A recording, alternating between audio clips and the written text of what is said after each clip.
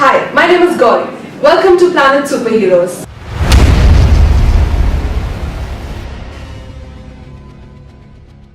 Game of Thrones Season 7 Episode 2 just came out and there's a ton to discuss, so let's get into it.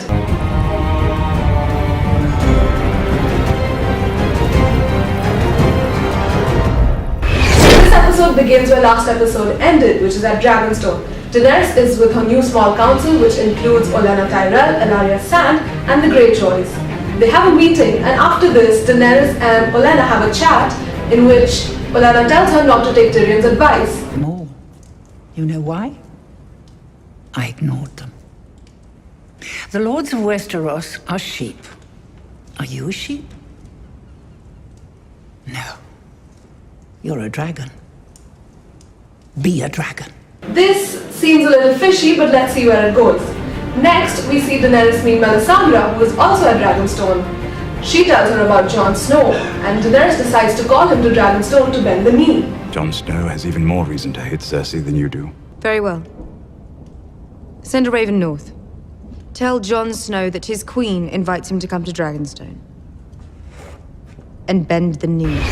At Winterfell, Sansa discouraged Jon from going to Dragonstone, but given how much he needs dragon glass, he agrees to go anyway. Now, there's a potential conflict here, but when Jon says that he's going to leave Sansa in charge of Winterfell when he goes, the conflict goes away. Daenerys is a queen.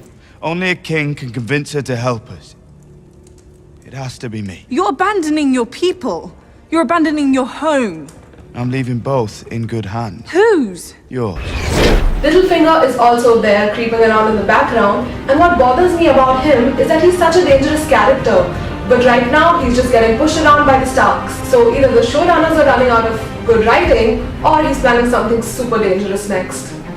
At King's Landing, we see Cersei seeking allegiance with the other southern houses, including Samwell Tarly's father, which is Randyll Tarly.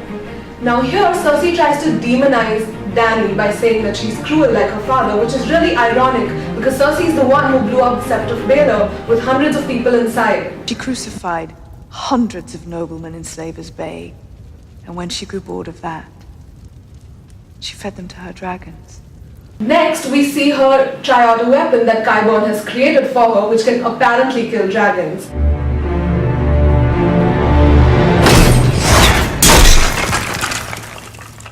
This could lead to something, but we don't know what yet. In Old Town, we see Sam at the Citadel. He finally meets Jorah and finds out about his grayscale. Now in this part, Sam is talking to the Archmaester about a book that the Archmaester is writing, and he says that the title is not poetic enough. What would you call it then? Possibly something a bit more poetic? We're not poets, Tarly. Is this a hint to the theory that Sam is the one who's writing A Song of Ice and Fire, which is the history of Westeros? Maybe, but it seems a little far-fetched. Now in the next scene we see Sam try to cure Jorah's grayscale by himself. We'll only find out if it worked in the next episode. Next we see Arya, who is at the inn where Hot Pie works. You might remember Hot Pie from the earlier seasons. Now we see her act really cold and distant towards him until he mentions Jon Snow, whom she hasn't seen in years.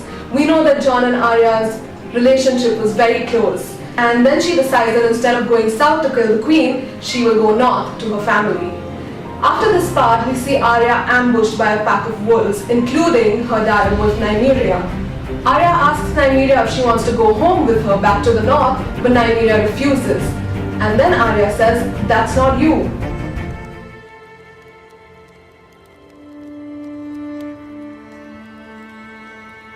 That's not you.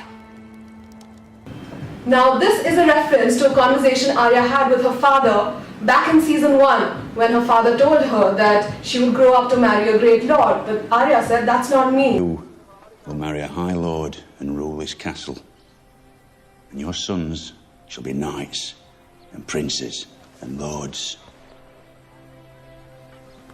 No. That's not me. Just like Arya, her wolf has chosen her own path. Now, this is a very good Easter egg, so you guys should remember this. At the end of the episode, we see that Yara and Theon's fleets are attacked by Euron's fleets. In this scene, Tyene, Yara and Ellaria are captured while the other Sand Snakes die. Euron has taken Ellaria and the rest of them back to King's Landing as a gift for Cersei, that's what we're assuming. But Theon has jumped overboard, abandoning his sister.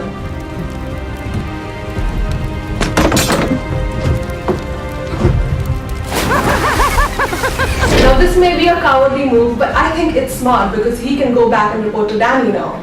This season is moving really fast with so many plot points converging.